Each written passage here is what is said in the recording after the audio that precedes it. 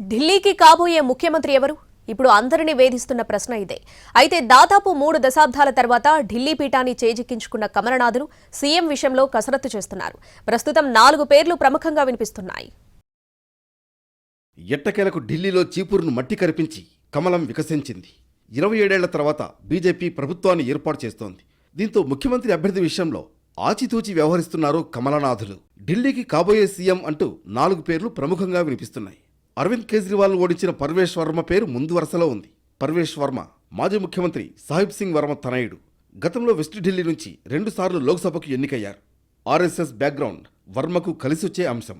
Delhi CM రేసులో రమేష్ బిధూరీ పేరు కూడా వినిపిస్తోంది. ఢిల్లీ సీఎం అతిషి చేతిలో బిధూరీ ఓడిపోయారు. కానీ పార్టీలో ఆయనకు మంచి పట్టుంది. ఇక ఉత్తరాదిలో మంచి ఫాలోయింగ్ ఉన్న ఎంపీ మనోజ్ తివారీ పేరు కూడా వినిపిస్తోంది. వీరితో పాటు ఆప్ నుంచి బీజేపీలోకి వచ్చిన కపిల్ మిశ్రా, సీనియర్ నేతలు ఆశిష్ సూద్, రేఖా గుప్తా పేర్లు కూడా వినిపిస్తున్నాయి. ఢిల్లీ సీఎం పదవిని మహిళకిస్తారనే చర్చ కూడా జరుగుతోంది.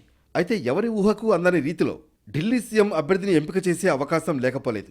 మొత్తానికి ప్రధాని నరేంద్ర మోడీ విదేశీ పర్యటన ముగించుకుని వచ్చాక ముఖ్యమంత్రి అభ్యర్థిపై నిర్ణయం తీసుకుంటారని తెలుస్తోంది.